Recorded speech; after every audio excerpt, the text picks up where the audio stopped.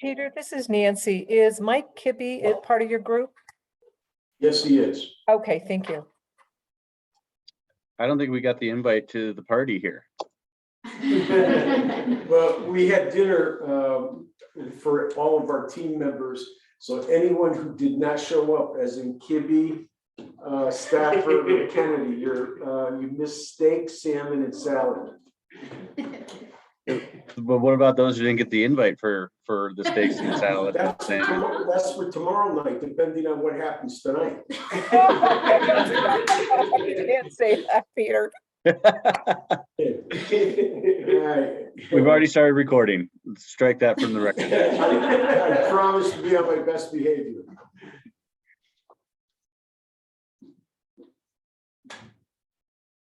Okay, Nancy, do we have everybody or do we need to wait another minute or two? Let's wait another minute. Mr. Adams is joining. Okay, sounds good. And yeah. And Kate and Wade. So if you can just wait just maybe another 1 to 2 minutes. Sure.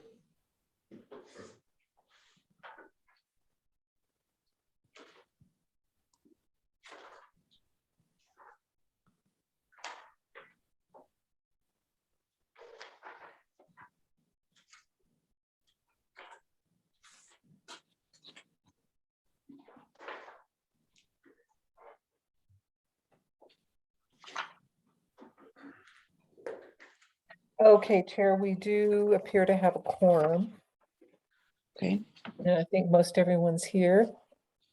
Oh, it's according to my computer, 6:59, so maybe we'll wait Okay, you just let me know. one more minute to get everybody Sure. lined up.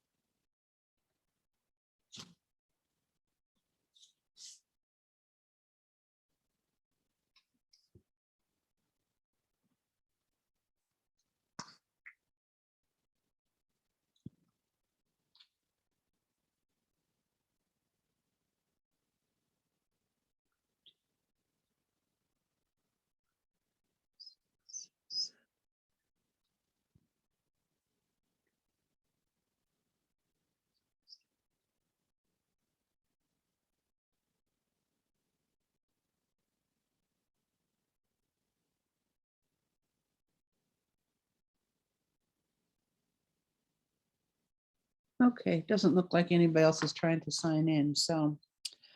With that, I will call the Tuesday. Of course, what is this crazy thing say that on here? It's just totally nuts.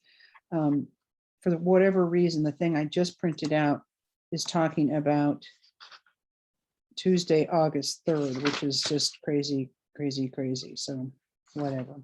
Anyway, I will call this meeting to order. And the first item on the agenda is the approval of the minutes.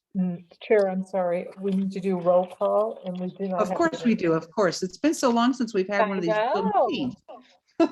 And we actually do not have minutes to approve at this meeting. Okay, great. So All I right. can do roll call if you're ready. Yes, let's do a roll call. Thank you Okay. so much. Sure. Kate Townley. Here. Meg Donaldson is absent. Colin Haggerty. Here, Michelle, or Chair Austin. Here, Judy Brown. Here. Kate Fuller. Here. Noel Atkins is absent. Carl Adams. Here. And Brenda Hubka. here. A quorum is present. Okay.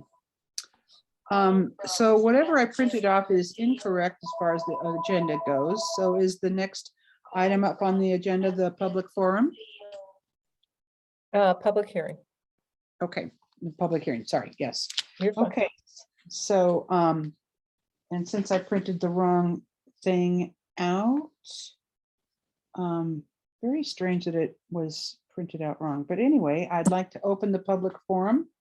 I'd like to let the public know that this is an opportunity for the public to address the Planning and Zoning Commission. excuse me, if you'd like to speak at the public hearing, then you may speak. And Nancy will call upon you. I'd like to remind you that you're here for comments only, and that the commission will not be responding to your comments. We're here to listen to you. With that, I'd like to open the public hearing, and Nancy, if you could give me the correct identification for it, because my paperwork is incorrect. It is case ZON 2021-002, a planned unit development at 3690 South Jason Street. So we will need a motion to open the public hearing. Okay, do I hear a motion? I will motion to open the public hearing for case number zone 2021-002. Okay, terrific. Is there a second? I'll second. Thank you very much. Any discussion? Hearing none. Do we need to vote, Nancy, to open the public hearing? We do. Kate Townley, Yes. Colin Haggerty, Yes. Judy Brown, Yes. Kate Fuller, Yes. Carl Adams, Yes. Brenda Hubka, Yes. and Chair Austin. Yes. Thank you. All right. With the opening of that, is there someone I need to call on for the presentation? Yes, Planner 2, Will Charles, will be sworn in. Do I do a raise hand for this one? You do. Fantastic. Do you swear or affirm under the penalties of perjury that you will tell the truth in this proceeding before the Planning and Zoning Commission? I do. Please state your name. Will Charles. Alrighty, and with that, I will go ahead and get started. So just so you're aware, I'll be presenting, but we also do have members of our Public Works Department as well as our Utilities Department. If at the end, if you have any questions, between the group of us, we'll be able to answer them. So I'm going to go ahead and share my screen real quick.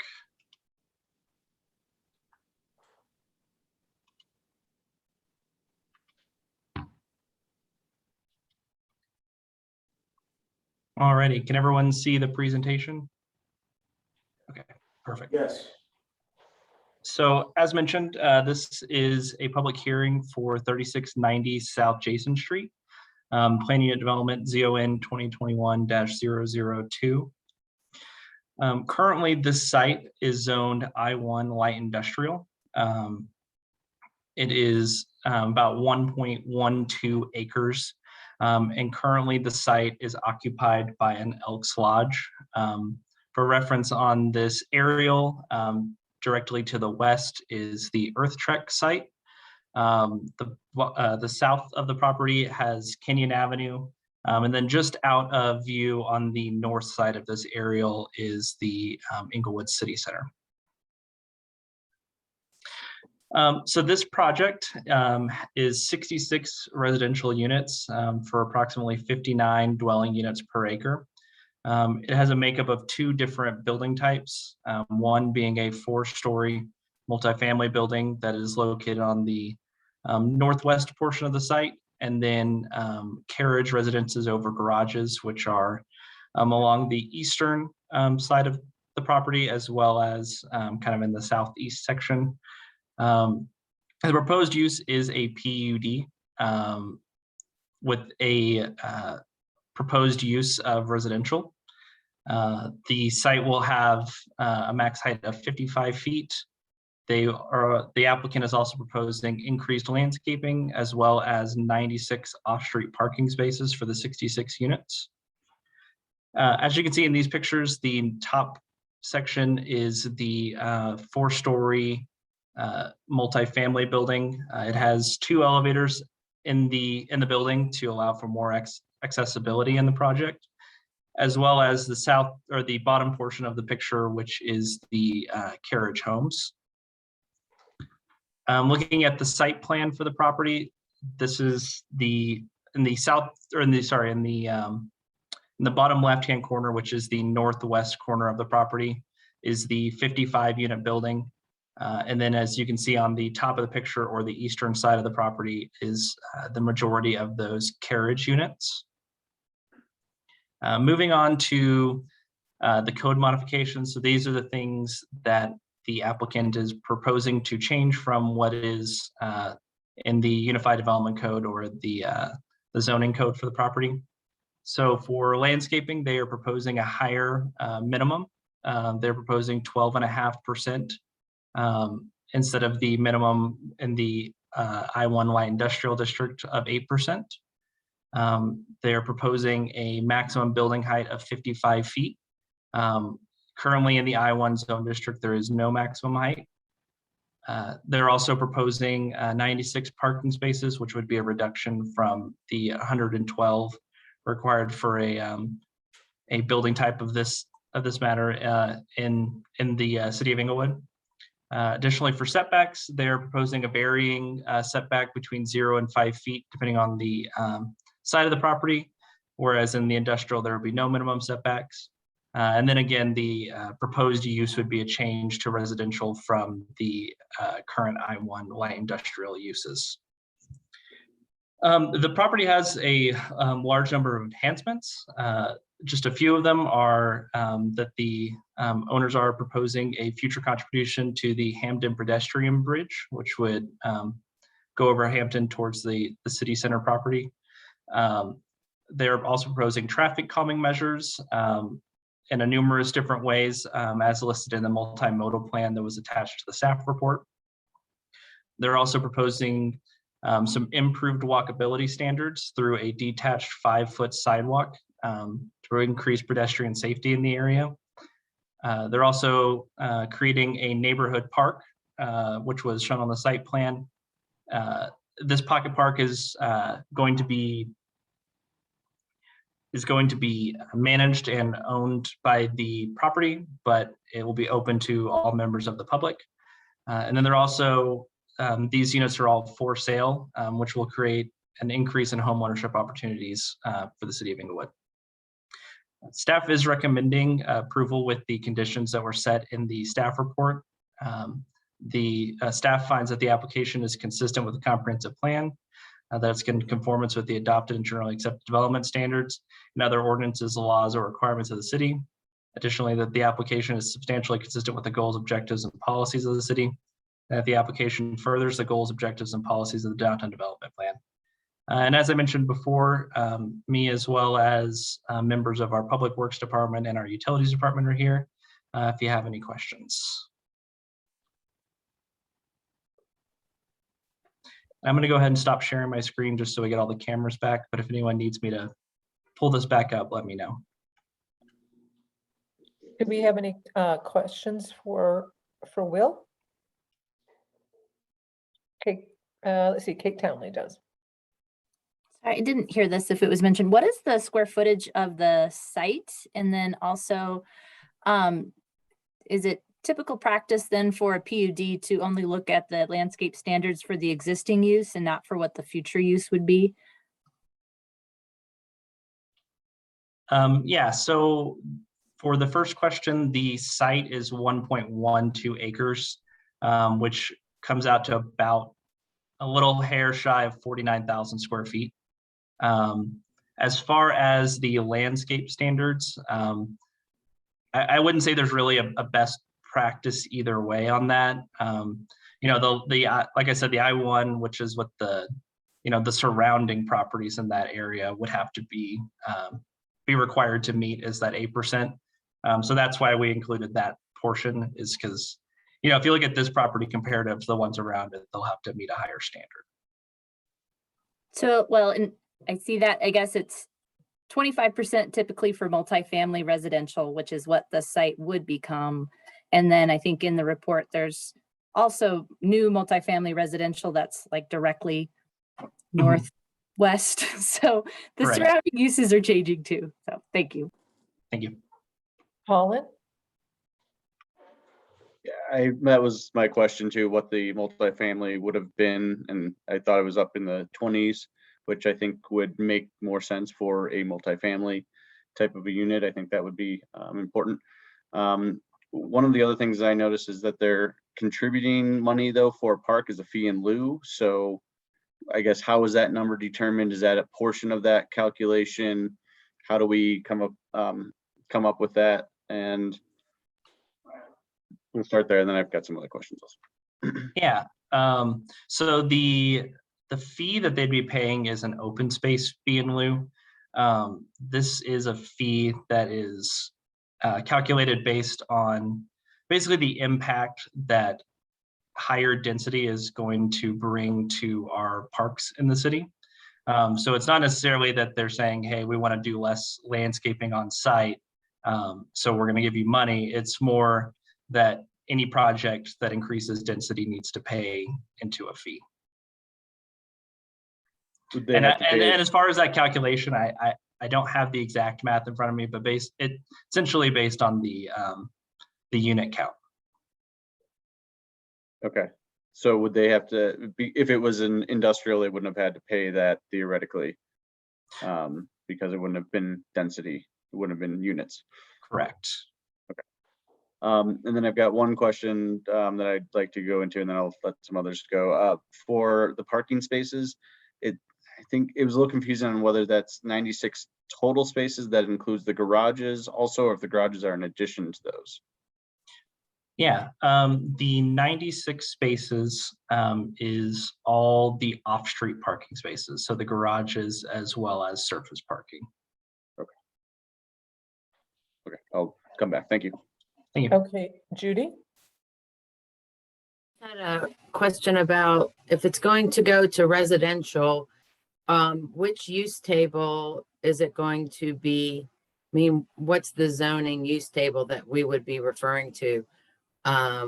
Or are they going to have to create a new? I know in the past we've created a whole new, basically a use table. I'm just considering future development. Yeah, so a PUD has the development plan as well as the site plan. And they're usually kind of combined into one document, which this one as well is.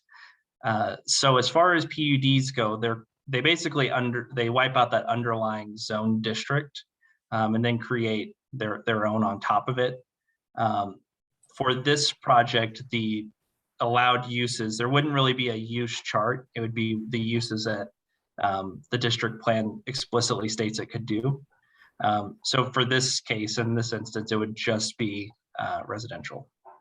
So if someone wanted to just come going to be in, multifamily residential. correct. That's So it. if someone wanted to, a year from now, come in and build a restaurant, that would not be an allowed use. Okay. Colin? I didn't notice any discussions on sustainable items that they might be including, solar, wind farm, something like that. Any of those items, and I'm assuming that the developer will be presenting here in a moment also. So if that comes up at that point, maybe we can discuss it then. But looking for maybe with some items that they might have included there. I noticed that they had underground sand filter system, which they know will be maintained, but not super clear on who is going to do that and how that's going to happen. So I guess, how does the city feel about those types of systems, and if that's going to be an acceptable path to go forward for that?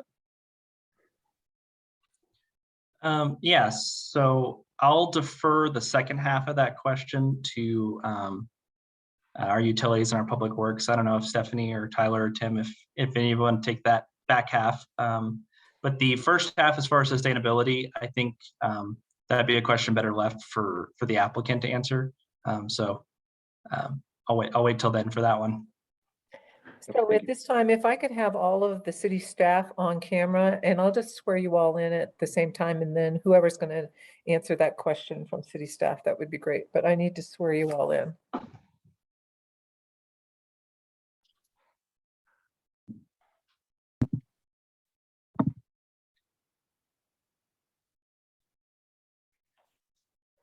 Okay, I see Wade and Stephanie. Is everybody on from staff? Please raise your right hand. You swear or affirm under the penalties of perjury that you will tell the truth in this proceeding before the Planning and Zoning Commission. Yes. Yes. Okay, and if each of you would go around and just state your names. Wade Burkholder, Planning Manager. Tim Host, Public Works Engineer Manager. Tyler Trojan, Public Works Engineer. Stephanie Ellis, Utilities Engineer.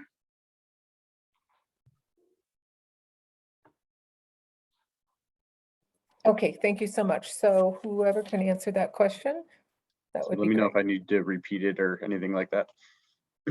I can answer your question. I believe your question was regarding the sand filter system for water detention and quality treatment. That system is approved. That will need to be maintained by the applicant, not by the city.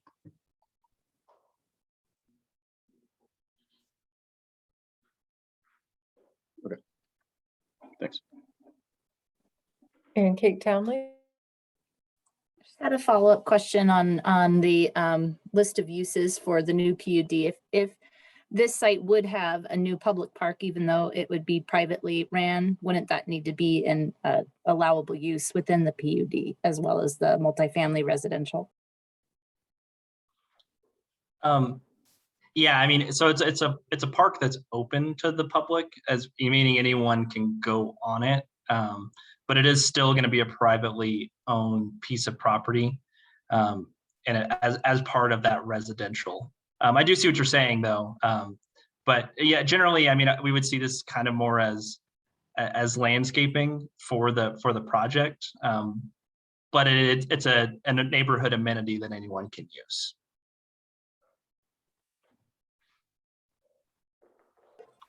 Chair Austin? Yes, I was just curious to ask, what was the thought process of putting the four-store building on the, let's see here, it's on the west side of the parcel, and the carriage house is on the east side.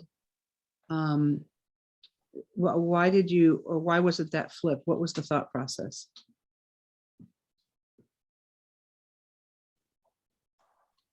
Sorry, I forgot I put myself back on mute. For that question, I'd like to defer that one also to the applicant, if that's okay. Okay. For their design choices. Okay. And Chair, just as a reminder, the applicant will be doing a presentation once we're done with questions for staff. Sure. So Colin? I think this is my last one, I think. The drainage study noted that the south central Inglewood Basin traverses the site and has a huge flow, like 2,400 CFS coming through here. Is anything being done or need to be done to mitigate that? Does that even really exist with the current improvements that are being made and the analysis that's being done?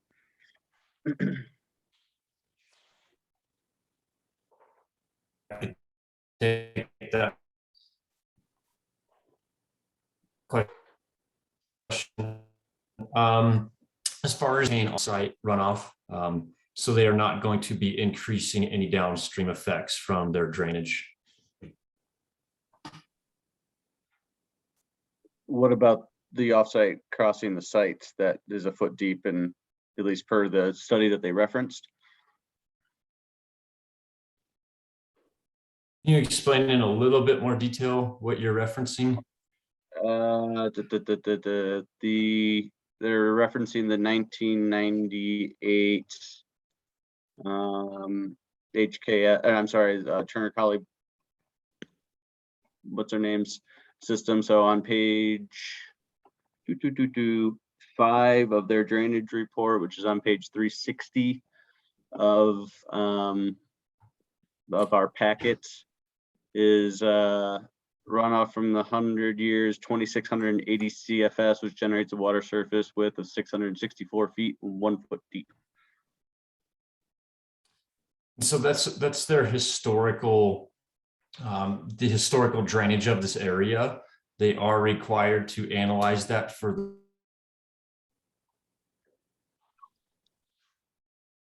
I know Tyler's trying to, drainage am I the only one who basins. loses him? They need to analyze that, and then they need to compare. I'm losing him a little bit too. Yeah, Tyler, you're a little bit cutting out. Could you repeat it? So the drainage report, they do reference that in their study, and they do need to evaluate the historical runoff. That historical runoff is kind of for the basin in general, and that is necessary information that they need to provide in their drainage report. The conclusion of the drainage report, though, with their detention system is that they're not going to be adding any adverse runoff to that. They're not necessarily required to decrease the historical rate that you're referencing, but they're not permitted to add any as well. I'm more wondering about flooding of their site, of impacts to their development and well, actually, and if we want to go into this, I'm not sure if you're allowed to talk right now. I'm not sure of the rules right now. Yeah. Can the applicant talk, or should I just wait for this question to after if it looks like you might be able to jump in? We should wait for their presentation and then you can address the applicants. Okay. Maybe something I'd like to hear a little bit more about. Would you guys get in if that's okay with you, Tyler? If that works too. Yep, that works. Okay.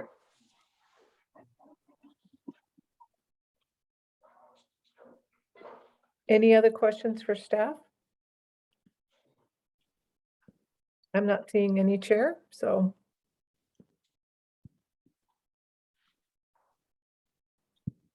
I need to unmute myself. All right, okay. Okay, so do we go, like I said, my printout didn't do very good job for me today, very helpful So for me this we evening. need So should we call on the applicant? Yes, and if I could have the entire applicant team come on camera, raise your right hand. I'll swear you all in, and then as you speak, if you can provide your name. Perfect. Thank you, Nancy. You're welcome.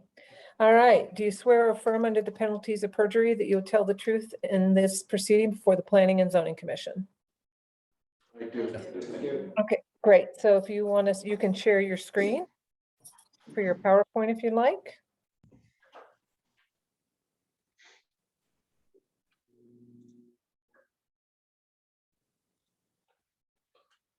Will, it's my understanding that you are the director of our PowerPoint, is that correct? I am. Okay, so hello, everyone. Technology, Michelle, you did a great job orchestrating all of us through this introduction. I'm new to technology, so I just want to say thanks for all of the assistance that I have here. We're going to just open this up by recognizing that the Metropolitan Residential has been committed to Englewood, and the Elks residence is one of multiple opportunities that we're proud to present within Englewood. Joining me tonight is Alma Palma, who is our operations manager at the far end of our table here.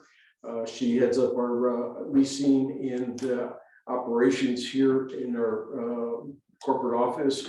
Daniela Chacon is our sales associate, leasing associate, who's currently working on Downing Street lofts, Corona Street lofts, and is very experienced in the Englewood market.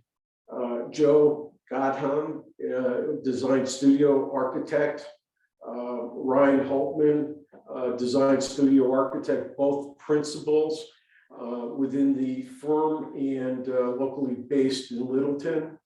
I got John Stafford, civil engineer, Kevin Kennedy, civil engineer, Mike Kibbe, who's the traffic engineer, Diane Lupowski, who is a former planning commission member from Super Bloom, who's the architect of record. And I also have Dylan Seeloff, who is the principal at K2 Residential, a general contractor who is going to be responsible for building this particular property. He is also the individual who's led the construction of Corona Street Lofts at Corona Old Hampton, and he's also the same individual who's head up the construction at Downing Street Lofts at Downing in Old Hampton. Who are we? It's a family-owned business. I founded the company in 1984. So I've had my own company for that period of time. We're vertically integrated, which simply means that we acquire land, we envision the concepts, we work with developer associates, engineers, and a variety of associates to actually bring the company from a land concept all the way through the leasing and or sales of the properties. We have developed over the years living environments in 13 different municipalities, all within the state of Colorado. We've developed in excess of 3,000 apartment residences. We've developed in excess of 1,500 for sale residences. And Englewood has been one of my little neighborhoods that I really truly love. Approximately 4 or 5 years ago, we developed the 31 residences at 1100 East Girard, just east of Craig Hospital. We currently wrapped up back in, I think it was August, Corona Street Lofts, located at 3500 South Corona, 44 residential homes. We just got the CO on the Downing Street Lofts at 1190 East Hampton Avenue. And one of our very, very, very first opportunities, it's almost been 8 years ago, as time goes by, we did a little place called Quincy Lane, which is off of Quincy and that Oxford area. We did 7 single family homes back in there, and they're just sweethearts. Who are we? I'm surrounded by great people. The members of my team are very community involved. We're philanthropists, and we are neighborhood developers.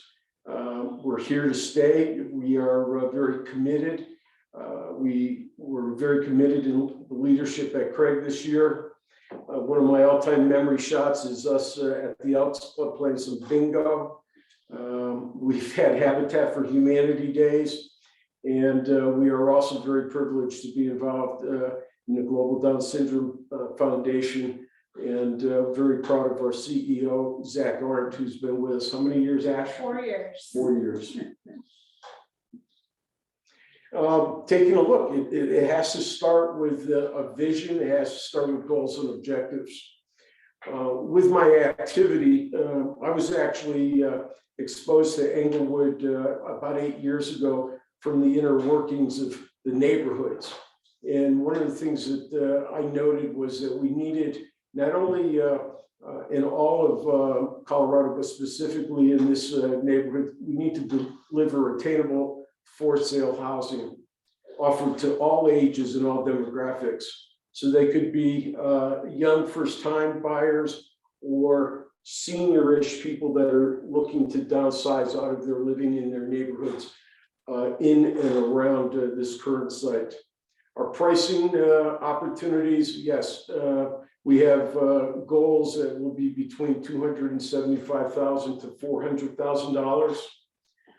We have built this type of building before, so we're very comfortable with our cost estimates.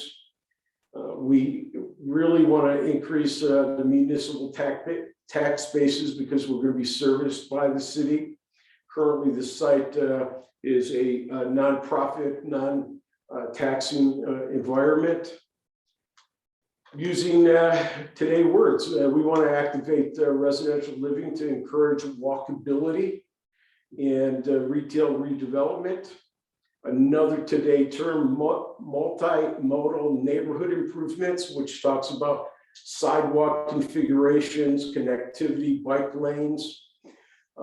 Something that we're very committed to is creating pocket park features in public art.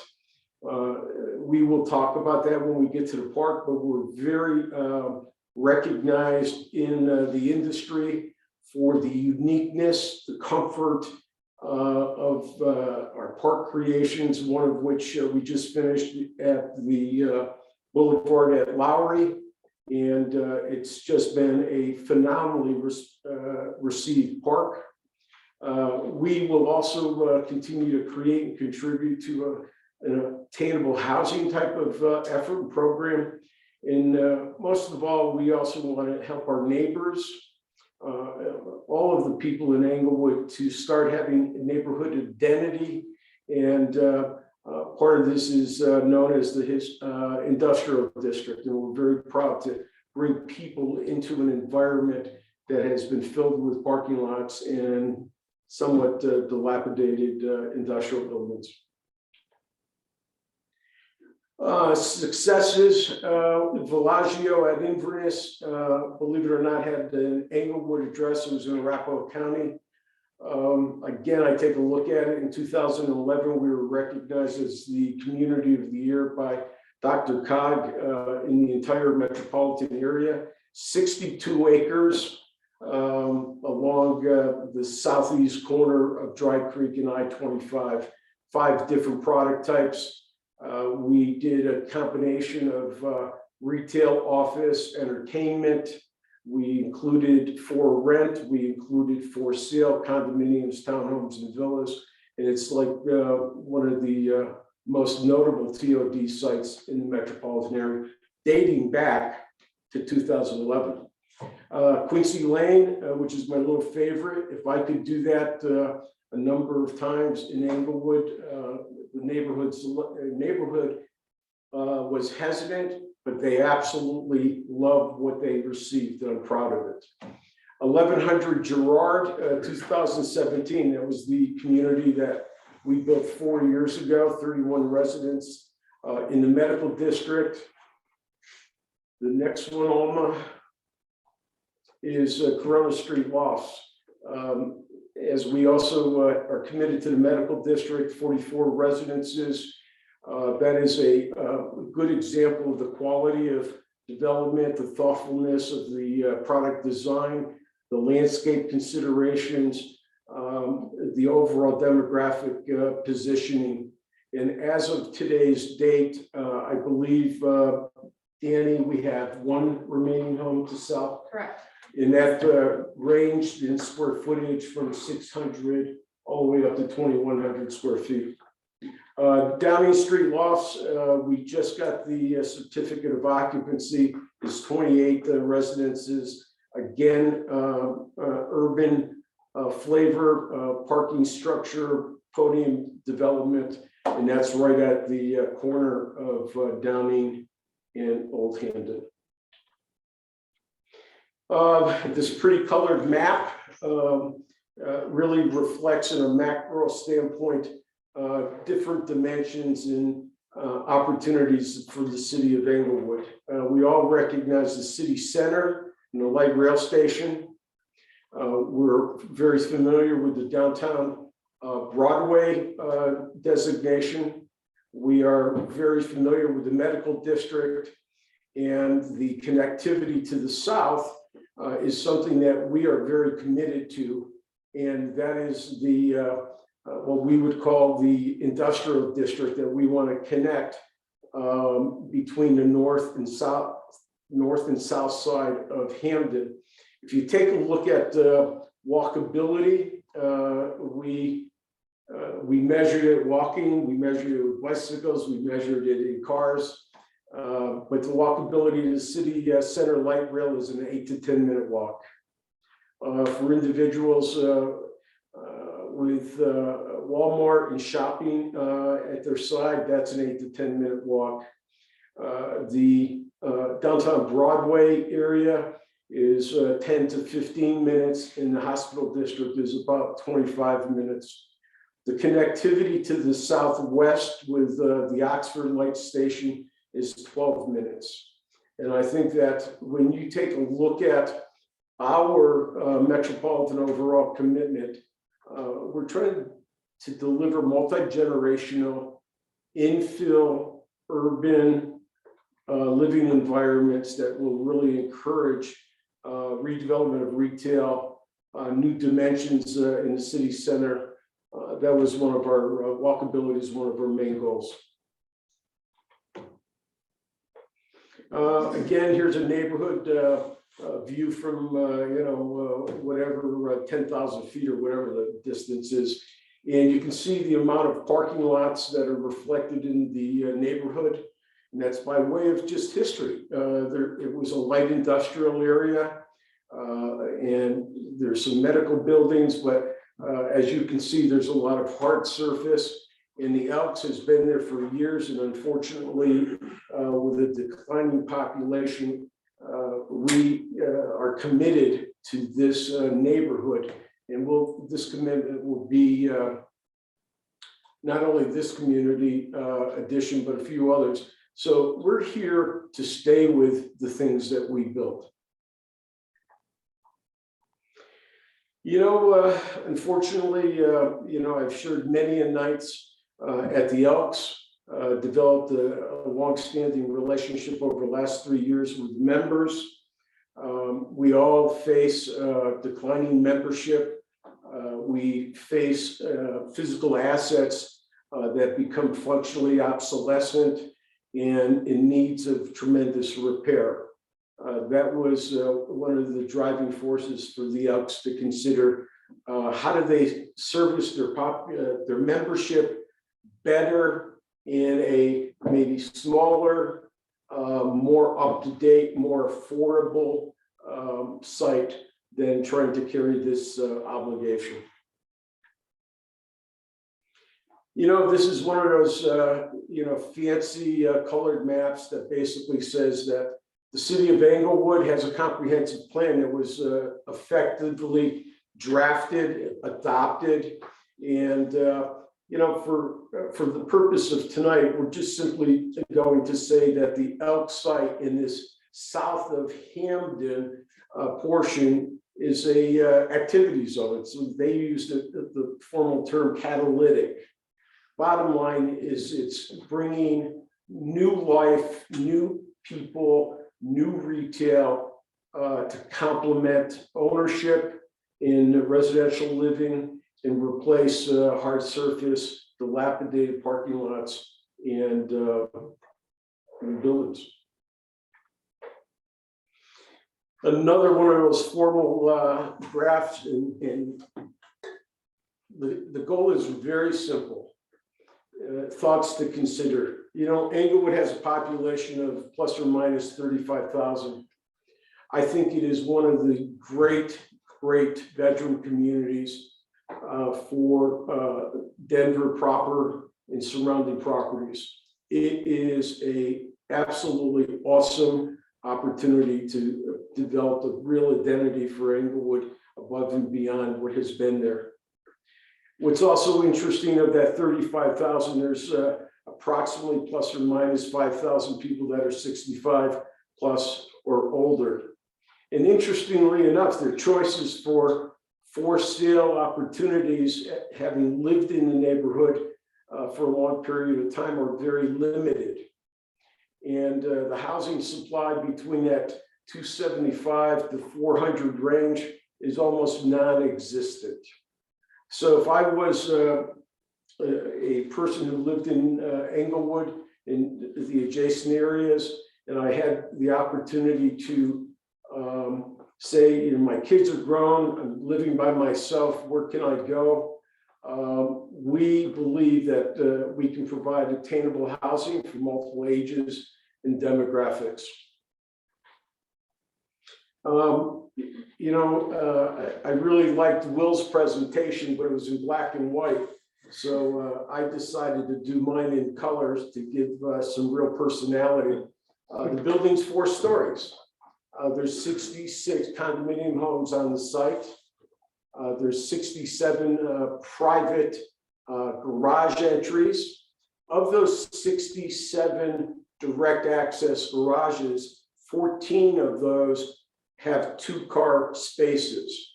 So back to, I think there was a member who said, how many total spaces? 96, of which 67 of those are with direct access.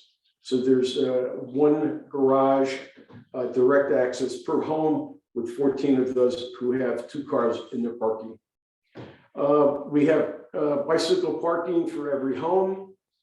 We have a building composition which includes a combination of what we call a carriage home, which is approximately how many square feet, Joe? About 570 square feet. To our 2-bedroom, 2-bath homes that range all the way up to what square footage? 826 or so. And there was also a member who asked about the orientation of the building. When we evaluated placement, we looked at multiple options.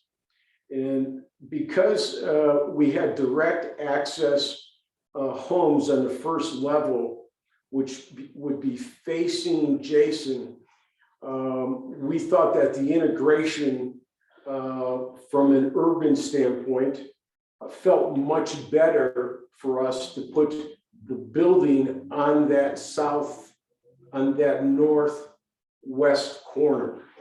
The carriage units will be individuals who really want affordability and who can walk 1 flight of stairs. We felt that the orientation of the building to Jason was better fit for the position of the building. And the technical questions that were being posed, on-site stormwater quality and detention, I must say that we're going to be open to questions, and I'm going to be looking to our engineers to talk about technicalities and interpretations of systems. The size banding that Joe referenced and others referenced, 570 square feet to a 828 square foot home. Average size is 760 square feet. Pricing $275 to $400. The average price we hope to be in the $350 range.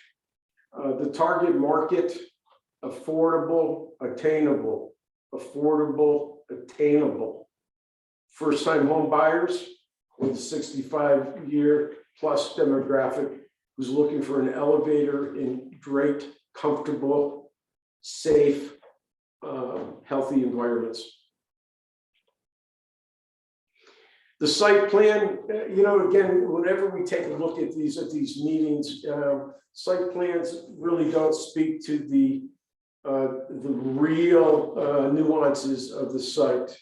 We work very closely with the city on a total discussion on attached, detached sidewalks, tree lawns along Jason, tree lawns along Kenyon and Jefferson. We were very committed, and if one was to say, have you done this before? I would say, go over to Corona Street Lofts and you're going to see a combination of landscape plans that are just very comfortable. And our signature on landscaping is one to be very noted. The district park that we're very proud of, it's going to feature a series of outdoor rooms, as my associate Diane would say. Very intimate space, so it's not like let's throw some grass in and a couple 2-inch caliber trees. We're going to complement the site with public art, public seating, and it will be maintained by the ownership of that property. That's probably the best way for me to describe the site plan for now. Boom, there's that pre-colored elevation, Will. You see the blue, you see the gray. It carries huge windows.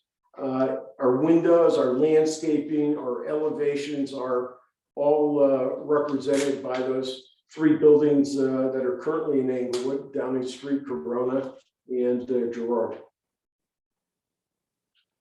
The carriage homes, We kept them clean and simple.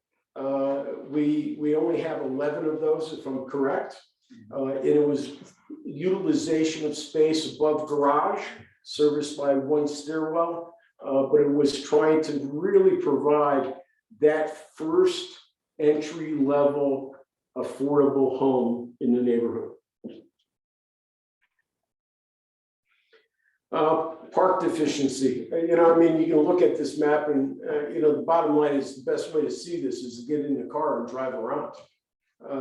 You know, I'm probably down in this neighborhood 3 times a week, starting from, you know, my boxing gym experience to visiting our overall projects. A lot of hard surface, and that's one of the reasons why we want to tie into the park system, we want to tie into the bike system, and we want the softness.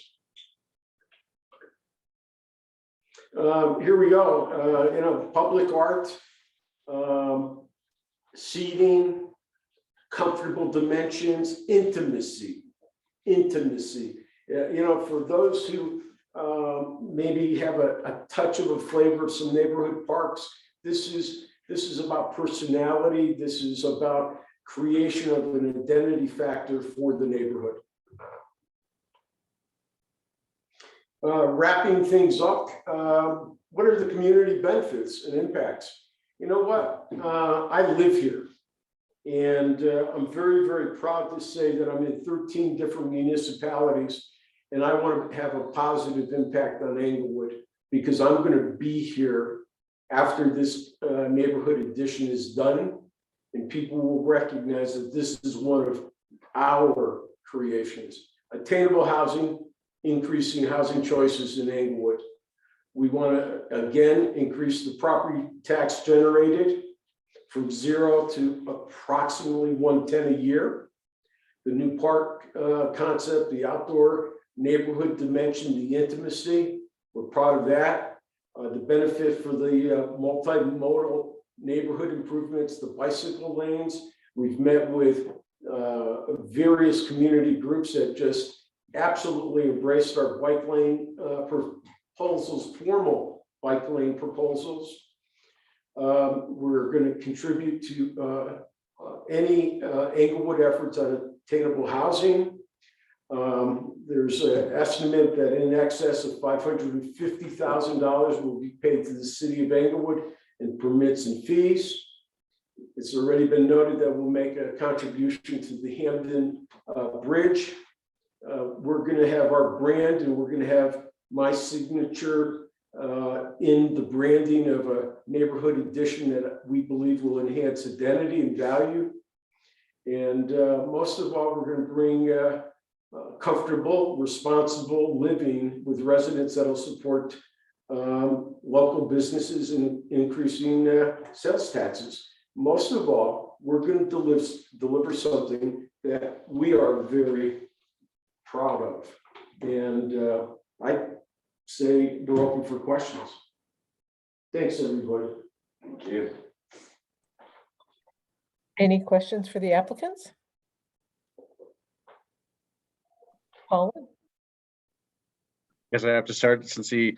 Kudlow asked about the questions I had. So I appreciate that presentation, appreciate the site that you have. I appreciate your commitment to this region and Englewood. And I've seen the projects that have been done around here, and I agree they're of high quality and benefits, and definitely want to make sure that we're getting the right systems in for the right locations. And so with that, I did have a couple questions before that I think your engineer wanted to address about flooding from an offsite basin coming through the site, and if there's anything that needs to be done to mitigate that effort, or what needs to be done for that. Colin, I'll call on John Stafford and Mike Kennedy, who are the engineers of record who've been working with the city. So boys, you missed dinner with me at the office and you guys are sitting home with the kids. Take it away. Yeah, I'll take this one. Thank you, Peter. I'm Kevin Kennedy. I'm the project manager working on this project alongside John Stafford and Mike Kibbe at Harris Coker Smith. When we found that study, we used that as an opportunity to identify what our finished floor elevations would need to be in order for us to feel comfortable that we're setting them at the right elevation. We have set the building finished floors up a couple of feet from the flow line of the road, just to provide a little bit of tolerance in the event that that 100-year event does happen. And there is, like you said, a 600-ish foot wide, river running through the area. Being right on Jason Street, that is within the boundary of that floodway, as identified in that report. It's not a FEMA floodplain, so there was no, legal requirements there. But what we did do is just set the finished floor up and provide an accessible path along the front of the building, which is elevated above the sidewalk of Jason Street. All of the other, units are carriage units. So those are up above garages anyway. So that primary building is set up at a finished floor that we're comfortable with. Okay, I appreciate that. I would only recommend if it was an issue or if it's becoming a challenge and if it maybe is creating some weird things going on.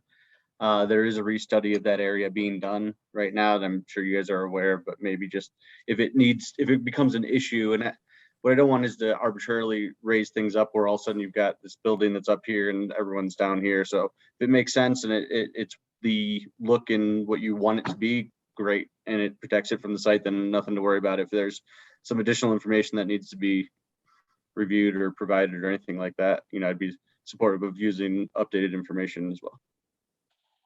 Yep, this is the first I'm hearing that area is being restudied, so that's new information to me. But that will be valuable, and we will definitely study the latest and greatest at the time of building permit.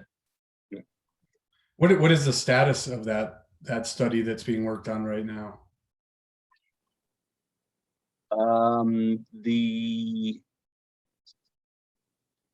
Just check what the schedule is. Dewberry is doing the study for the flood district. I'm not sure if Tim or some might know the status of that area for the Inglewood MDP. Yeah, so we're just finishing the draft hydrology report right now. So it's probably a year or two away from having final results on that. But up in this area, we don't expect it to change a whole lot up here. It probably won't have a lot of impact on this particular property.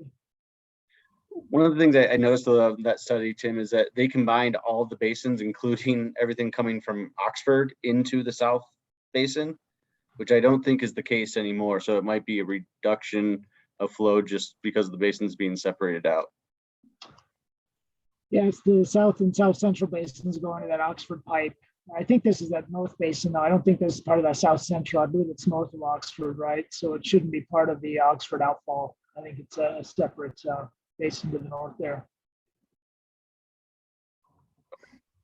Well, we'll reach out separately and just kind of help figure it out, but we really appreciate you pointing that out, Colin.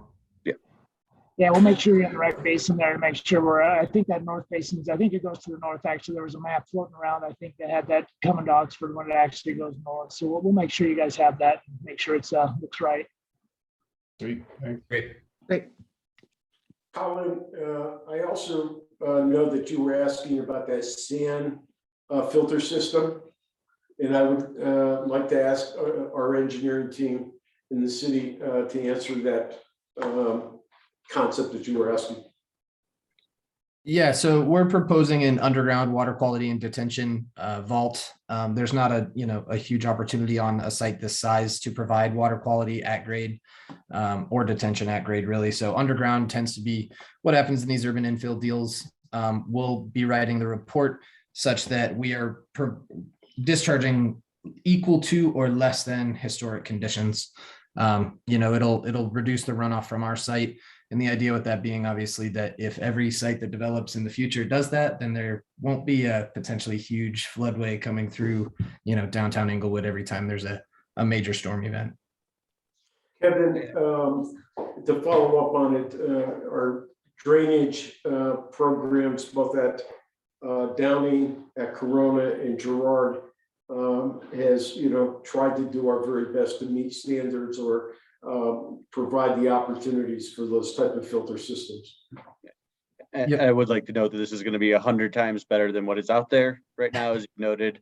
An immense improvement. It's just, is there any other opportunity to maybe drain it through Diane's landscaping areas or something like that to maybe provide some pre-treatment and mitigate a little bit of that underground system forgetfulness of maintenance on it, just something to consider if you can.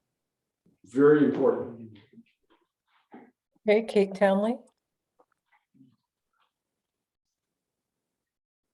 Sorry, I have a couple questions. I was wondering if you have other on-site amenities that you have planned for the residences besides the intimate park. It looks as though you have some balconies and things like that, but will there be other common spaces or places for residents to be able to get? Well, that's a great question, Kate. And it's always a question of what's the consumer want, what's the consumer willing to pay for, and what are the overall results. We have been doing lifestyle living for a long period of time.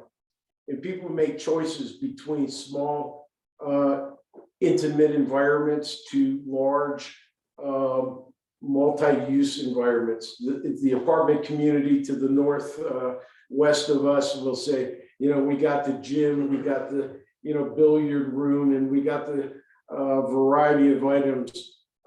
We will say that we specialize in trying to maintain affordable living without a large amount of common area space, which increases HOA dues. We also recognize that in terms of indoor, outdoor use, we have the great opportunity for anyone who says, I want to be an outdoors person, to jump on their bicycle and engage with the great outdoors. We have the climbing gym across the street. We have the park to the west of us. So we don't have swimming pools because we didn't want to carry the burden on a small building. And we don't have weight facilities. So our amenity package is primarily intimacy. Okay, thank you. Can you talk through a little bit about the on-site circulation? So if I'm someone that's walking from one part of the site or one of those carriage residences in the back, just kind of, are you walking through the drive aisle to get anywhere on the site?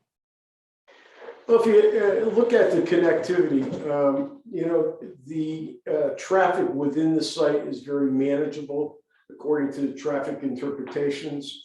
The setbacks between buildings was a major consideration in site planning. You have connectivity around the entire property with the sidewalk system.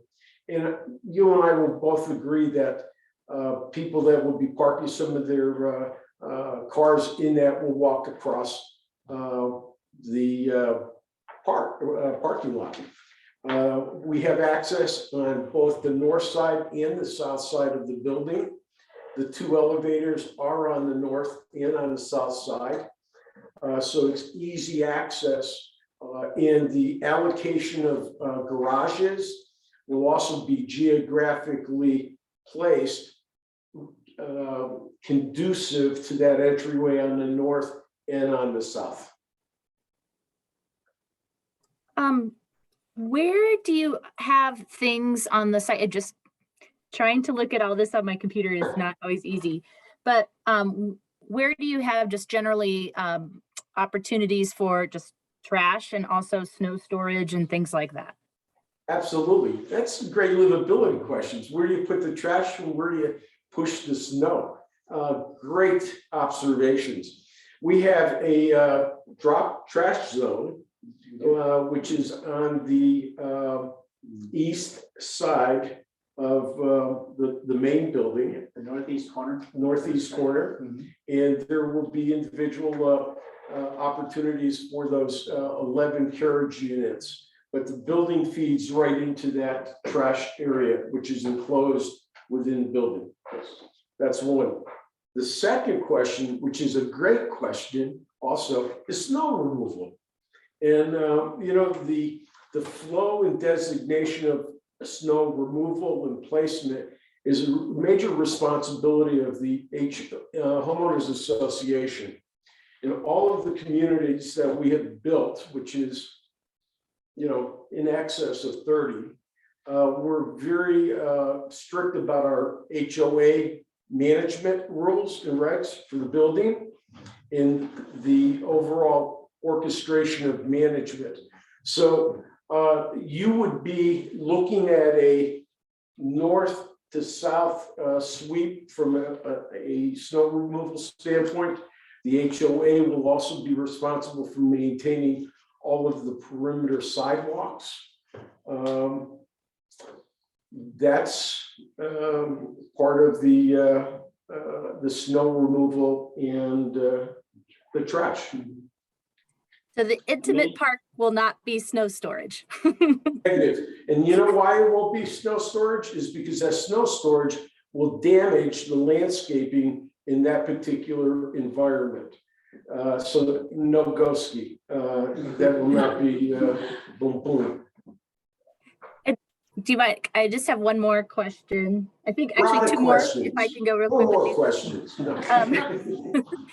For the parking ratios, it looked like in the report that one of the recommendations, I mean, we have the standard that's in the code for residential, which would be, it looked like 1.7 per residence. And then we have the amount that you suggested, which is 1.47, and then the amount that I believe that you had in the report that would be used would be around 1.02 to 1.22 for your parking ratio. So I was just wondering, considering, I realize that this is an increase in what the industrial landscaping use would be, but quite a bit of a decrease from what the residential landscaping requirement would be. Sort of, is there an opportunity to balance out some of that additional parking that you may not need according to your report, with adding in some additional intimate landscaping areas for more recreation for your residents? Kate, as we all know, the parking considerations are always a topic of discussion. We're looking at transitioning to a transit-oriented type of deal. But I think one of the things that is important for us, we didn't evaluate parking based upon industrial or office. We evaluated parking based upon the demographics and the people that we're going to serve. We recognize that there will be in the vicinity of 20 to 25% of these homes, which equates to 12 to 15 homes that will be no cars. They'll be of older demographic and they won't have cars. I myself would always sort of like to have less parking obligations. So you try to meet the needs of the consumer.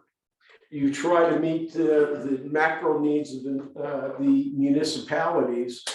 So the bottom line is we tried to find that happy medium between green space and parking spaces. And that's the reason why we ended up at 1.47 based upon the demographics that we're experienced with. Remember, when you sell condominiums, those people will they'll make choices based upon the ownership of those spaces. So, it's that balance. Okay, Colin?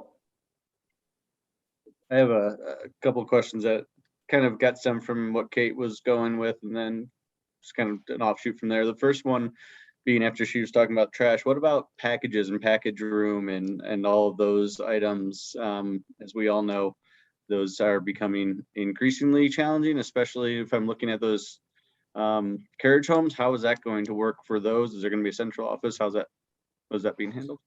Another great livability question. On the northwest corner of the building is the receiving lobby main area. So we talked about entrances on both the north and the south. In that north entryway, we'll have a mail reception area, package reception area that we have been very successful in other properties. We recognize it's a controlled building, so there's also going to be what the industry would call a security fob control.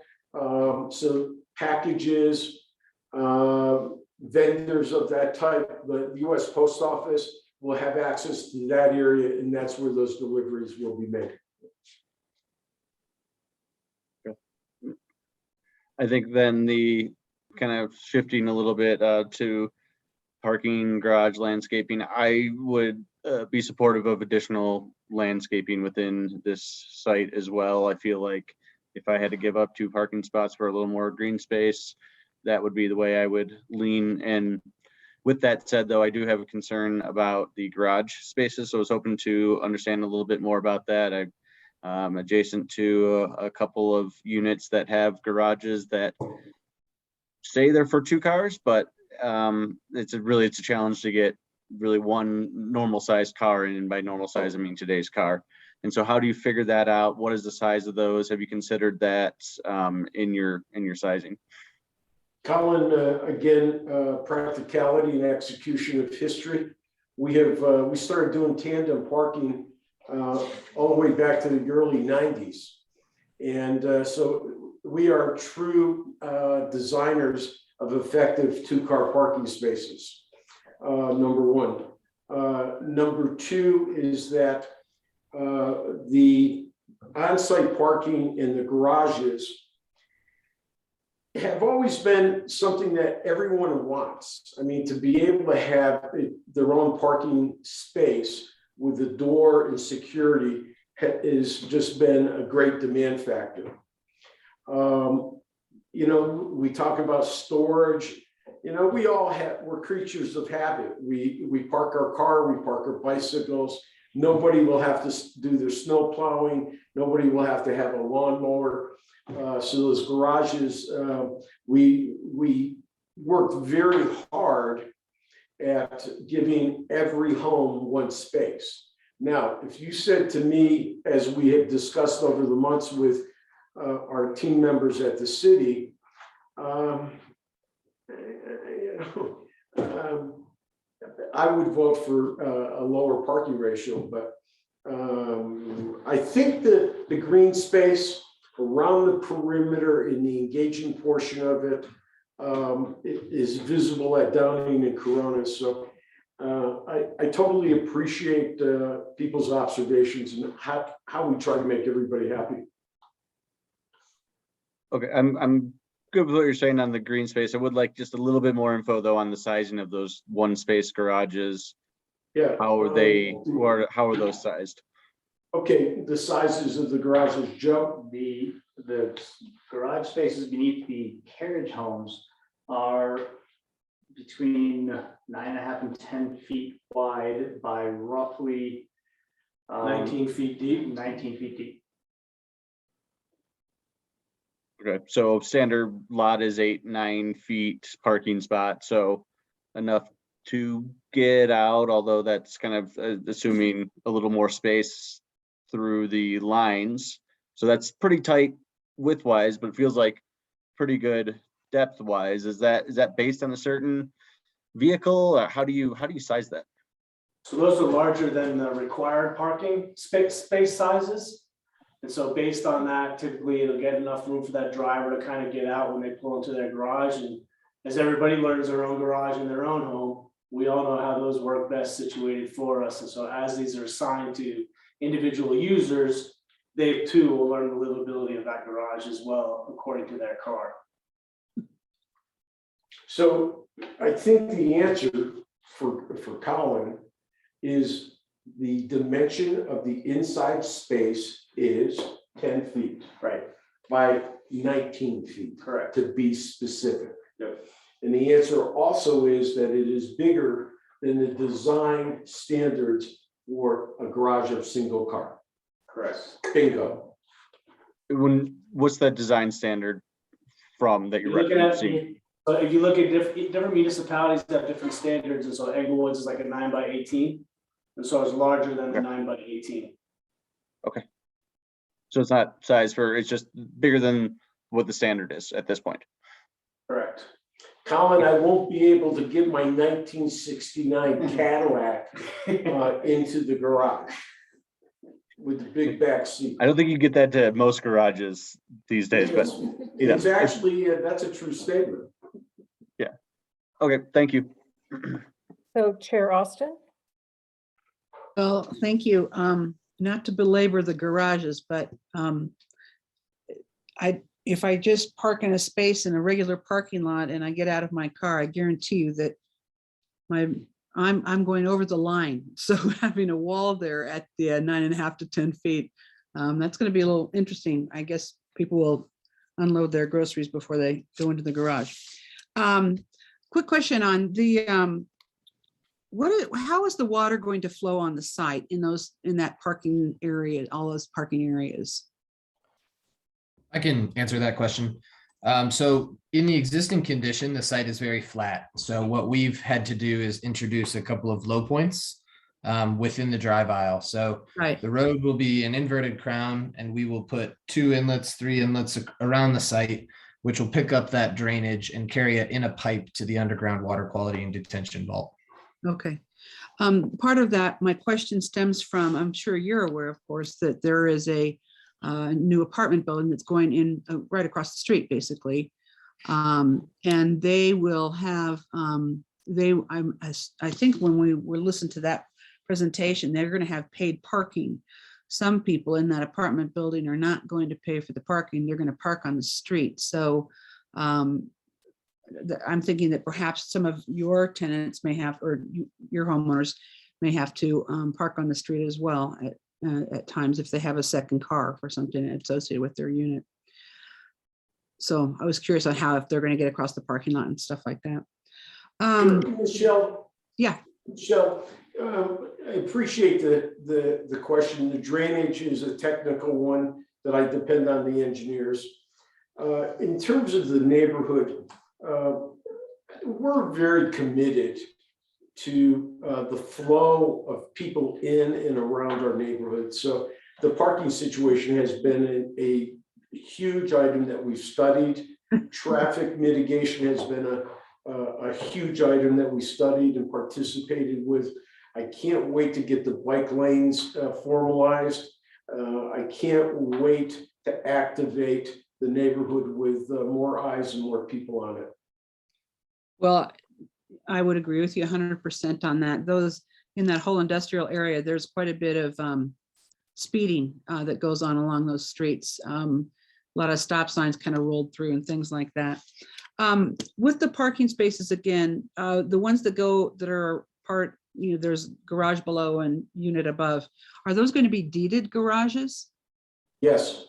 Okay, so they'll flow with the owner of the unit upstairs. Okay, all right, great, thanks. That's all my questions. You're welcome. Judy? So, and this is, some of this is my inability to have dug through all the details. Could somebody do a quick summary for me on the traffic study? I know there's been some concern in the past in that neighborhood and because of the other development happening across the street about the amount of traffic and two, the safety of pedestrians trying to cross, the people coming around on Kenyon. I mean, I drive that way all the time. That's the way I get to downtown Englewood. I live south of there, and I'm not the only one.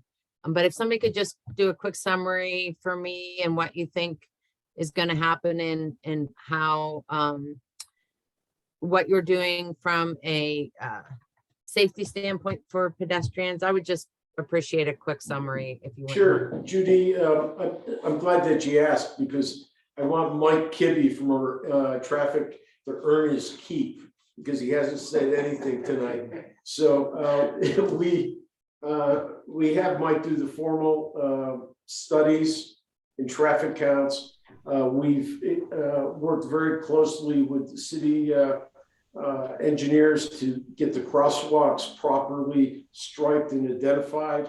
the bicycle lanes properly striped and identified. In Kibbe, let's give some technical information. You're up. This is Mike. And as far as summarizing what we've done in the traffic study to improve safety or enhance safety around the site is through our multimodal enhancements that we're going to be installing, which includes, as Peter mentioned, the painted bike lanes or installing bike lanes, improving crosswalk markings, improving the ADA compliant ramps at the corners, and our pedestrian route basically to the Inglewood Light Rail Station. So that's basically our pedestrian bicycle type enhancements that will improve the safety for those multimodal users there. As far as the we've worked closely with the city on doing an operational analysis to ensure that the traffic generated by this site can be adequately handled by the adjacent roadway system, of which it does, and we're causing no appreciable increase in traffic or traffic impacts in the area. As you can imagine, because we're with a 66 unit condominium site, we're really not generating a whole lot of traffic. And the other thing that we don't do in the traffic study is take out the traffic that would be generated by the land use that's already there, which is the Elks building, Elks Club, and that. So we're actually getting a better operational result than what's shown in the study, but because we haven't taken out any of the existing land uses that we're replacing. So Kibbe, I really do appreciate your technical responses. I want to get back to Judy in terms of livability and practicality. And if I live there and my kids live there and my mom lives there, I don't know if you can see this interesting poster. This is why I miss in-person meetings. We have laid out, Jason is a 44-foot wide street. And without, this is how much study we did. And again, I don't know how much you can see, but we went and we measured every street from Jason to the east all the way over to the police department. And Jason is a 44-foot wide street. Inca is 43. Huron is 44. Galapagos 44. We dropped down to 38 on Fox. And what we recognize is that as a neighborhood contributor of more people, we're going to have less speeding because there's going to be more people living there. And believe it or not, in the section of 44 feet, we can literally do the parking lane on both sides. We can do a dedicated bicycle lane for safety. And one of the members of the bicycle group in the city, Diane, I'm losing, but there's a formal group for bicycle transportation. And they made an observation to us that said, Peter, take the bicycle lane and put it close to the curb and put the parking away from the curb. So that gives more protection for the people on the sidewalks, gives more protection for the people on the bicycles, and provides an opportunity to narrow the flavor of the street. So we're looking for development to be a positive impact on lowering speeds as opposed to vacancies and people blowing and going. So that's a long answer to a short question, Judy. Kate Townley?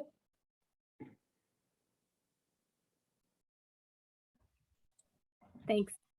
I was just curious if you can just kind of talk me through the design a bit in the sense that I understand the 4-story building and then the carriage house above the garages behind the 4-story building.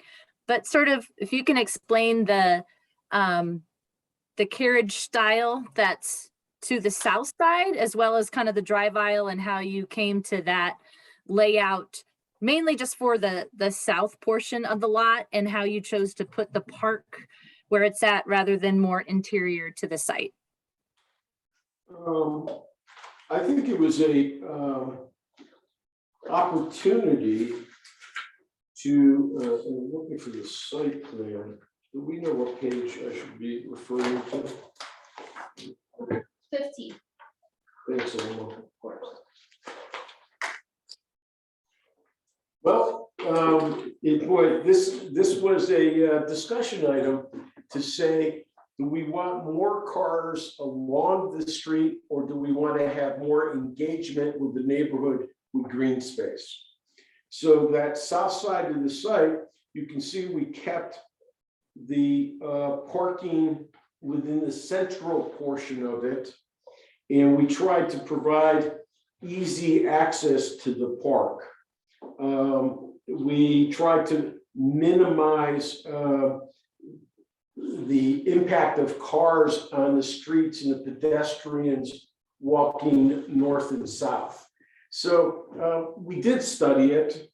The traffic flow north and south in and out of the site was a huge study by way of Will and the consultants that we had.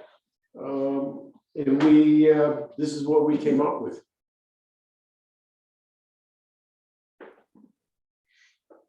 Carl?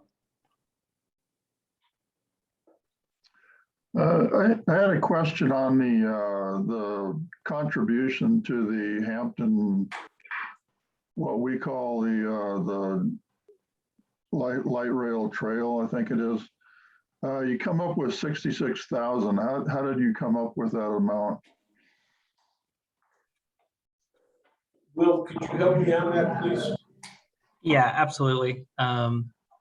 For the 66,000, it's based on a percentage of the estimated total cost for the bridge as well as the design of the bridge.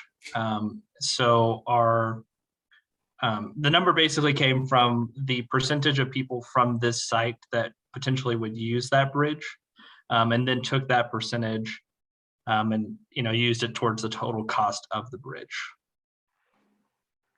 So what are you figuring for the design and the cost of the bridge? So don't quote me on these numbers because they're a little rough off the top of my head, but I believe that number was about 4% of the total cost of the bridge. So I don't have a calculator right in front of me, but 66,000 is about 4%. So that's what, 10 million or 12 million? I think that'd be closer to like 2, right? But yeah, that's roughly what the math comes out to it, and that's why we chose. That's the number that we chose. Okay. Sorry about this, but back to parking. You have 1.4 spaces per unit.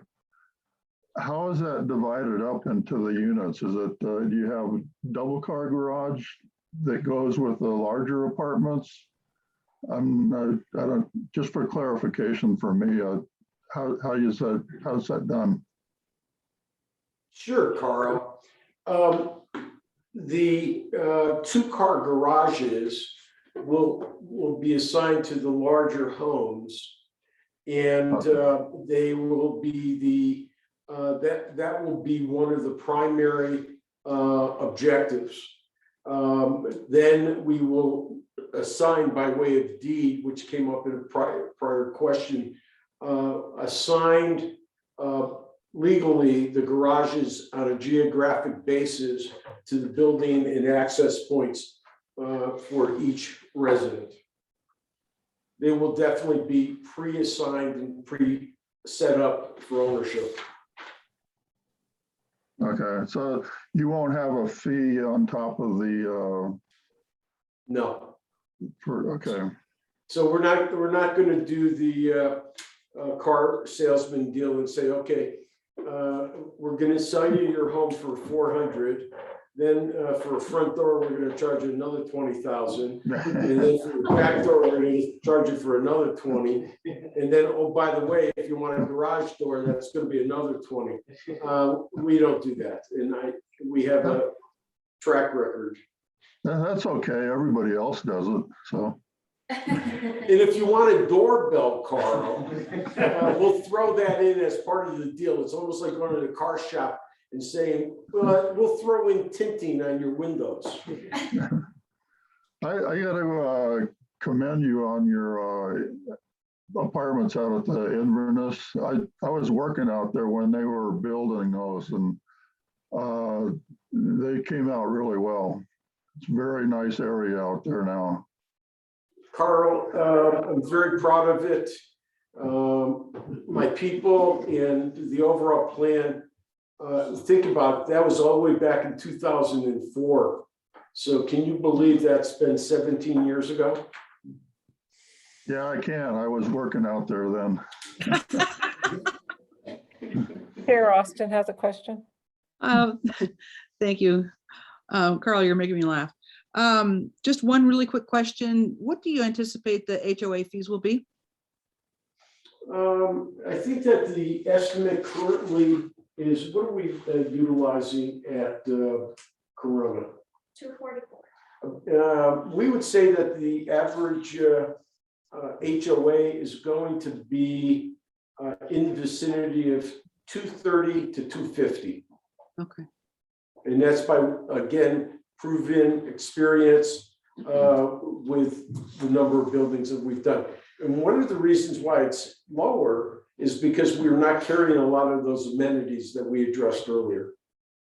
No, I have to agree with one of your original statements, which is that this is going to contribute some housing stock that, I mean, you can't find a nice place that doesn't need a lot of work for anywhere close to $400,000 in Englewood anymore. So anyway, thank you very much. You're welcome. Colin? Okay, one last one, I swear. So the landscaping area, is that going to include maybe a dog run or something like that to provide what we all know is the first child of many of the Colorado natives here? You know, or any other place for those animals to have a place for themselves? You know, there will be a dog care dimension, whatever you call where you walk your dog. The HOA is always very important about waste matters and proper patrolling of those environments. So I would say that there is incorporation of those dimensions into that private space, but it will be very important for proper execution from the management company. And we do that all the time.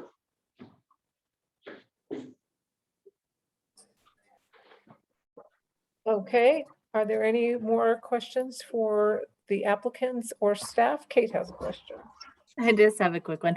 This for the interior circulation, mainly on the south and the east side, is there opportunities for parallel parking, either like on the outside of the or to the east side of the park, or on the far south side of the building, kind of between the landscape area and the sidewalk on Kenyon?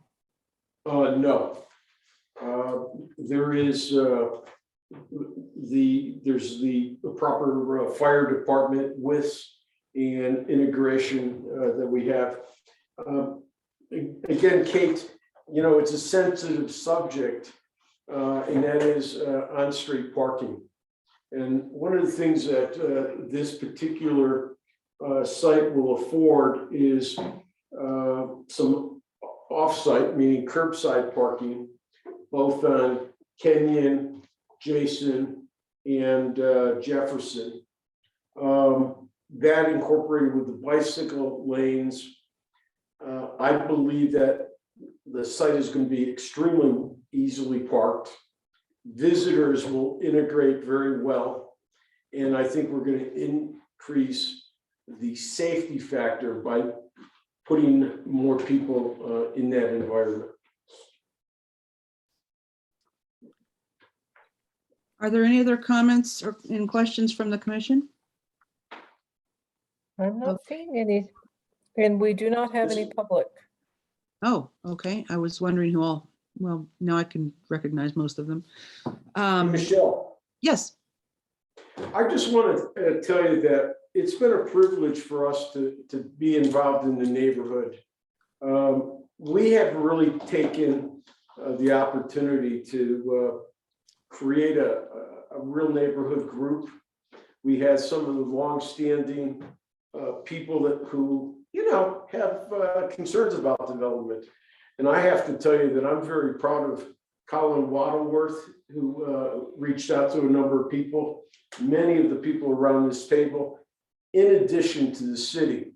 So I just want to say thank you to the neighborhood who's really embraced us, and we're going to try and do the best we can for everybody. Thanks. Well, we all appreciate that very much. And we were some letters of recommendation, so to speak, or comments from the public were shared with us, and they were all very positive. So you've done a good job with that. Thanks, Michelle. You're welcome. So, and you said, Nancy, that there's nobody online for public testimony? Correct, but if we could do a couple of housekeeping items, Chair, could Yes. you please enter those letters of recommendation into the record?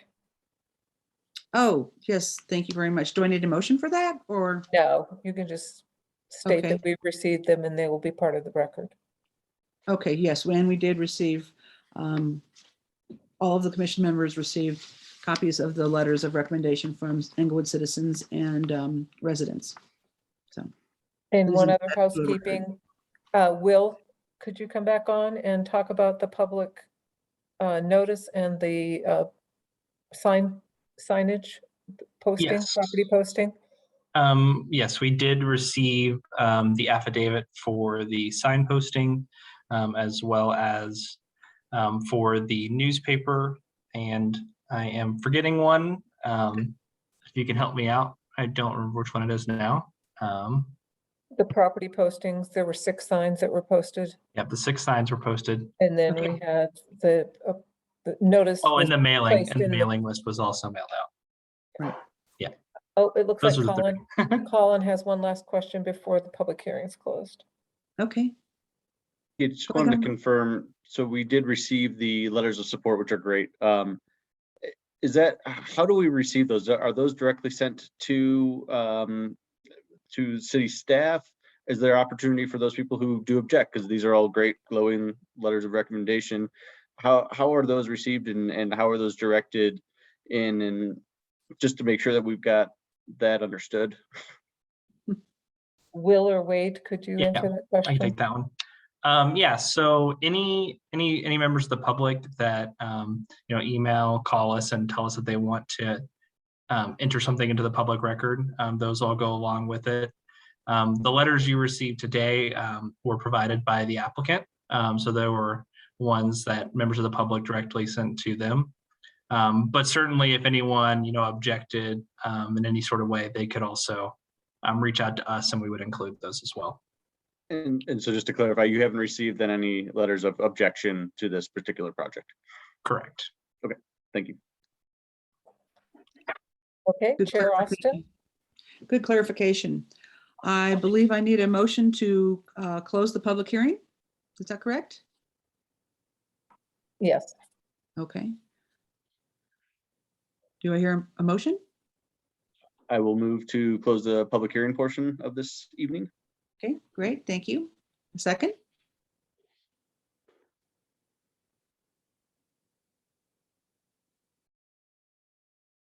Is I'll there a- second. Like, okay, we're hanging out here. Any discussion?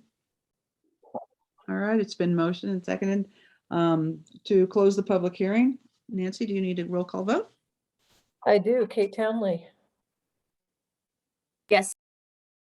Colin Haggerty, Yes. Judy Brown, Yes. Kate Fuller, Yes. Carl Adams, Yes. Brenda Hubka, Yes. and Chair Austin. Yes. Thank you. Okey-doke. So what other motion do we need to forward this on, Nancy? So to have discussion amongst the commissioners, you will need a motion to recommend to city council. Okay. So we need a motion to recommend this to city council, and then we can do the discussion about everything at once. And then we'll take a vote when everyone's done discussion. We'll take a vote on that motion. Okay, great. And So then I the need a case is motion. done. Okay, so I need a motion to recommend this case to city council.